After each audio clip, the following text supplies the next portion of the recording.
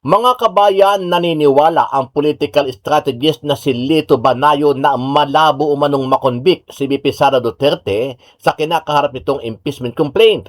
Ayon kay Banayo, hindi na umano bago sa kasaysayan ng bansa ang matinding isyong politikal na kinakaharap ng mga naging vice presidente. Iginiit ng dating administrator ng National Food Authority na mananatiling malakas ang Duterte branding lalo na sa Visayas at Mindanao. Dahil dito sa tingin niya ay mahihirapan ang mga nagsusulong ng impeachment na makakuha ng sapat na suporta upang makonbik ang Vice Presidente kung sakaling umabot sa Senado ang naturang impeachment trial. Idinagdag pa ni Banayo na maihahambing umano ang kasalukuyang sitwasyon ni VP Sara sa mga kontrobersiyang hinarap noon ni dating Vice Presidente Jejomar Binay. Kahapon sa isang press conference, sinabi ni dating Congressman Mike Defensor na masyadong halata ang pag-atake ng Kamara at Senado para pabagsakin si VP Sara Duterte.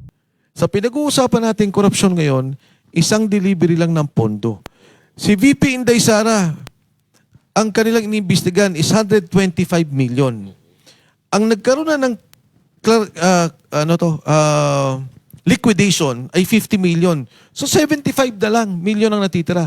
Hindi yun ang nakaw, yun yung pondong kailangan i-liquidate. Ito bilyon-bilyon ang pinag-uusapan eh. Isang delivery pa lang. Iba-ibang delivery to. May kay Speaker, may kay Martin, may Senador, may Congressman. So, parang bakit nagtataka na parang ayaw nilang pagtunan ng panahon itong totoong problema ng korupsyon.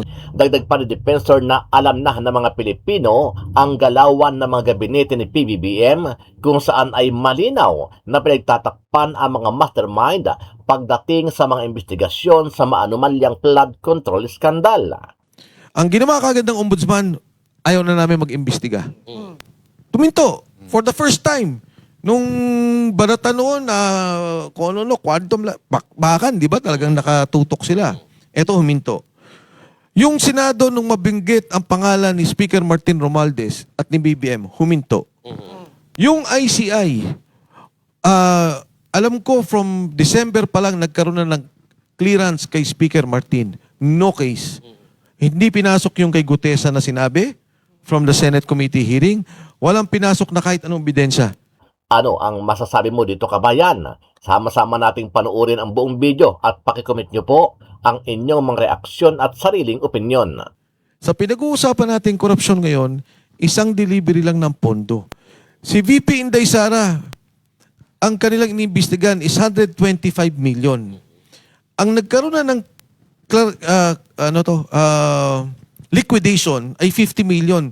So 75 na lang million ang natitira. Hindi yun ang nakaw, yun yung pondong kailangan i-liquidate. Ito bilyon-bilyon ang pinag-uusapan eh. Isang delivery pa lang. Iba-ibang delivery to. May kay Speaker, may kay Martin, may Senador, may Congressman. So, parang bakit nagtataka na parang ayaw nilang pagtunan ng panahon itong totoong problema ng korupsyon. Kasi samantalang yung mga nasabi mo, kung na kay Estrada, kay Arroyo, kay BP Sara, nakatuon ang atensyon nila eh. Maliit pa lang na halaga yun. Yes. Eh, paano to? Sobrang laki, pero binabaliwala nila. Yes. Yun yung, yung punto dyan at bakit kaya nila ginagawa to kung na parang baliwala lang? Pansinin nyo, tatlong ahensya ng gobyerno, independent ICI, independent, pati pangalan, nakalimutan ko na dahil insignificant na siya eh. Di ba yung Commission on Infrastructure, Independent Commission on Infrastructure, Blue Ribbon Committee, Senate, apat mo na, Congress, at saka Ombudsman. Ang ginawa kagad ng Ombudsman, ayaw na namin mag-imbestiga. Tuminto, for the first time. Nung barata noon, quantum, bakbakan, di ba? Talagang nakatutok sila. Eto, huminto. Yung Senado, nung mabinggit ang pangalan ni Speaker Martin Romualdez at ni BBM, huminto. Yung ICI, alam ko from December pa lang nagkaroon na ng clearance kay Speaker Martin. No case. Hindi pinasok yung kay Gutesa na sinabi from the Senate Committee hearing. Walang pinasok na kahit anong ebidensya. wala rin pinasok na kahit sinong senador ata o congressman. Maraming binanggit eh. Ang nasabit lang ay si Senator Bong Revilla. Pagdating mo ng ombudsman, ganun pa rin. Di ba? Sino ang lumalabas na pinaka-mastermind sa lahat? Senate, ICI, Ombudsman, Saldico. Saldico lang. Siya lang yung kinasuhan nila. Ngayon, nagsalita yung mga tao ni Saldico. Hinto. So, nakikita naman ng tao yun, naintindihan yun eh. And sa tulong din ng mga medyang hindi nababayaran. Ang gusto talaga nila, isiwalat sa buong bansa, sa ating mga kababayan, ano talaga yung nakita at nangyari sa kanila. Ayun. Kaya lang, Kong, paano nila mailalabas yun? Alam naman natin na walang mangyayari sa ombudsman. Yung reklamo o yung kanilang sa ombudsman, wala namang mangyayari doon. Imposibleng ipasa pa nila sa sandigan yun. Wala na yun. So, paano lalabas siya mga yan? Well, tama yung tinanong mo, Banat eh. Pinag-uusapan din namin kung ano talaga yung magiging direksyon tungkol dito. Dahil opisyal na sumulot na sila sa ombudsman. At sinasabi nila, ito yung affidavit, ito yung mga nangyari. Sabi ni Ombudsman Remulla, patas ako, magkakaroon ako ng kaso tungkol dito. Naniniwala ka naman. Well, yun ang kanyang bagget, di ba? Tingnan natin. Alam nyo, ang nakakatuwa dito, bago pa sila lumabas, nakausap ko si Saldico eh. Nare-recall ninyo may impeachment? Yes. Okay. So doon sa impeachment, kaparte ng, may dugtong eh. Itong bigay ng pera sa impeachment eh. So marami akong tinatanong kay Saldico. Talagang magdudugtong lahat ng kwento. Hindi ko alam pa paano itatago eh. Maaaring sa 2 taon may itatago nila to, pero puputok at puputok. Pero Wala, kung may Mike, katotohanan. ibig sabihin, totoo yung 150 million bawat pirma Bawat pirma sa sa impeachment ni BP Sara, yung una, yung nakaraang taon. Di ba ang dalawa yan eh, merong pera, merong budget. Merong budget. Ang nakita kasi ng mga sundalo yung budget eh, yung pera. Oo. Wala naman sila alam dun sa may inabot na saro, kung ano man. Hindi nila talaga nakita yun.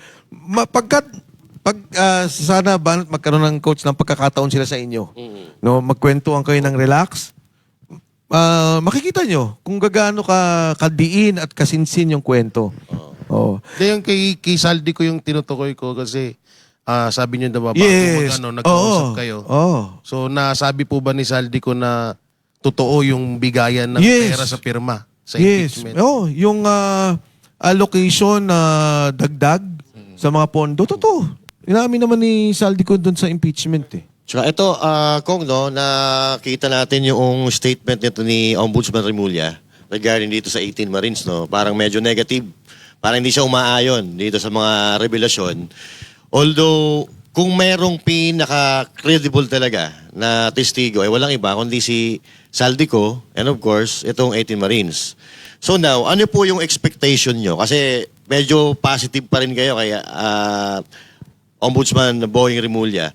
Ano po ang ini-expect nyo? Halimbawa, isiniwalat nitong 18 Marines. Ano po ang ini-expect nyong gagawin ni Ombudsman Remulla? Alam mo, hindi siguro positive is yung term no sa aking Patas nga ba? Patas nga ba?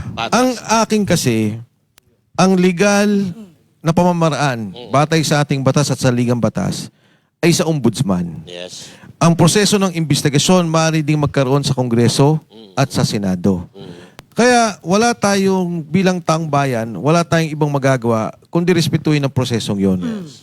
Pero ako naniniwala may hangganan din ang pananaw, ang dibdib, yung pag-iisip ng ating mga kababayan. Nangyari na yan ng 2 beses sa kasaysayan natin. EDSA 1, pinoklama si Pangulong Marcos. Nag-oath na siya na presidente sa legal. Oh, sabi ng taong bayan, hindi. Mali yan, nandaya ka, o kung ano man naging protesta ng EDSA 1, nung lumabas na si Secretary Enrile at si General Ramos, nagkaroon ng protesta. EDSA 2, nagkaroon ng impeachment kay ERAP, ayaw buksan yung second envelope. Lumabas ang taong bayan, nagpulong-pulong sa EDSA, nagalit. At pagkatapos sabi ng military, nagwi-withdraw kami ng support. Ang sabi ng Korte Suprema, constructive resignation. Naniniwala pa rin ako, katulad nung kay Cory, sumama siya sa eleksyon, nagkaroon ng eleksyon, kay Pangulong Erap, nagkaroon ng proseso ng impeachment. Dumaan tayo sa tama at legal na proseso. Pero naniniwala ako at hindi lang naman ako, kundi ang taong bayan sa huli ang magdidesisyon kung anong nais nila mangyari. Marami akong nakakausap ng mga sundalo, kahit nakasarali eh. Kumakalabit pa sa akin eh, sir. Salamat. Gumagano'n pa. Salamat sa paglabas ninyo. Ganun. Yung, hindi naman sa ano, no? Ayokong to sound political. Sa Cebu eh, naalala nyo, nagharangan. Kinalabit pa nga ako. Sabi, sir, Duterte kami. Hindi namin makakalimutan yung pagdoble ng sweldo ng kapulisan. Gumanon, official to. Hindi, buti na lang, dahil naka-live ata ako noon, o basta may recording ako, na itago ko, dalayo ko rin naman siya mapahamak. Ang maraming tingin ko mga aktibong sundalo, ang may ganitong pananaw. No, hindi yung hindi yung Duterte o anti-Duterte, pero yung nakawan. Kasi hindi naman yan porket sundalo, hindi na Pilipino. Alam din nila. Apektado rin sila doon sa nangyayari.